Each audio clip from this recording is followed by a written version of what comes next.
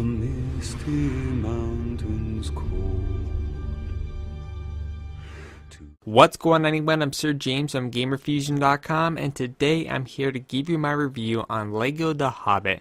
Now, LEGO The Hobbit takes place during the very first two films, which is An Unexpected Journey and The Desolation of Smaug. And what the concept of the game is that it takes all your favorite characters from The Hobbit that you've seen in the movies and puts them into a LEGO format and giving you a fun-filled adventure during the first two films. Now let me go ahead and talk about the overall graphics within LEGO The Hobbit. I got the chance to play the game on both the PlayStation 3 and the PlayStation 4, and I do notice a bit of a graphics difference between last gen and next gen. And that is the smoothness and the detailing within the characters and the environments. That's pretty much the main noticeable difference here, but it is the same game and it does look great on both platforms. As you guys know, for those of you familiar with the Lord of the Rings or the Hobbit, you guys know that they go on a wild adventure going to all kinds of beautiful different landscapes. So how does that compare to the LEGO format? Still, in the LEGO format, you still get to see all these beautiful scenes traveling up mountains, through rivers, and even through deep, creepy tunnels filled with trolls and goblins.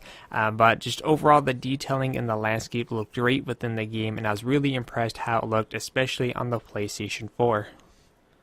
As for the gameplay, if you're familiar with LEGO games, then pretty much you already know the main core concept of the actual game. But what I like about this one is that since you get the chance to play as a bunch of different characters, especially the dwarves, you know, the main characters within the film, I like the fact that they focused on this whole concept of teamwork.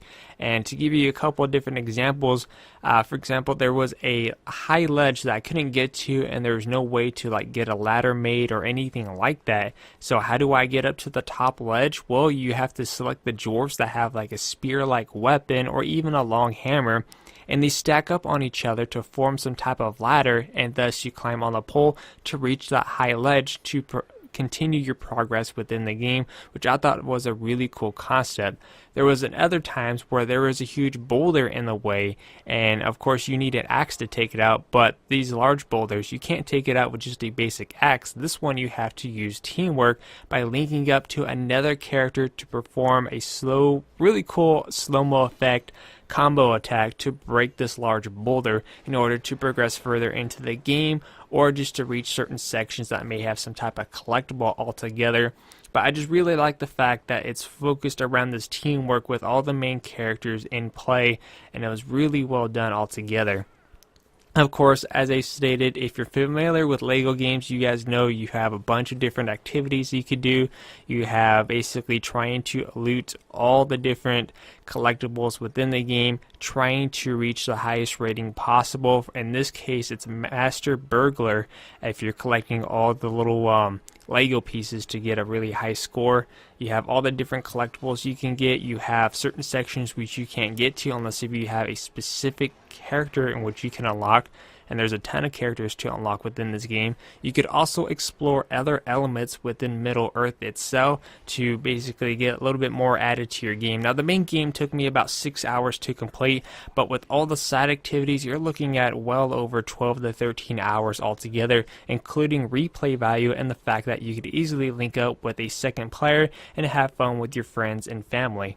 But altogether, the gameplay was really smooth. There's only a couple of times where I ran into two different glitches. For example, there was a section where I'd broken down a ladder. As my character was building it, he was behind the ladder and he ended up getting stuck, but I just had to restart the level and everything was running smoothly again. But minus the two glitches, everything was running smooth. There's just a lot of stuff to do, and if you're familiar with LEGO games, you're definitely going to have a really good time with LEGO The Hobbit.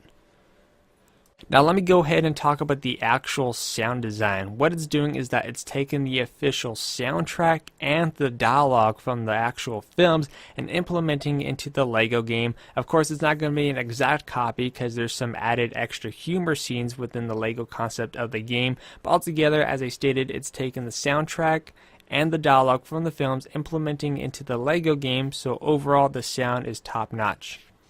As for the lifespan is great from kids to adults because there's just so much to do within the game, such as unlocking all the additional characters, exploring other elements of Middle Earth, and there's just so much little side activities that you could do within the game, plus the addition of 2 players so you could play with a friend or family member. It's just a really enjoyable time. So just like any LEGO game, this game has a really fun and enjoyable lifespan.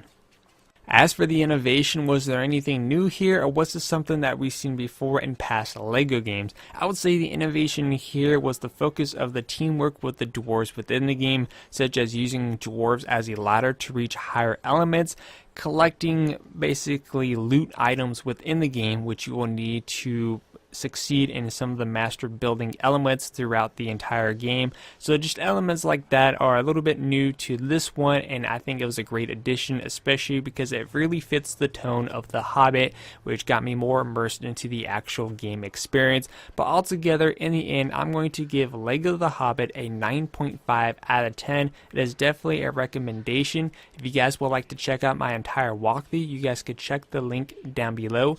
Anyways, I'm Sir James from Gamerfuzion, and remember, Gamerfuzion empowers your gaming.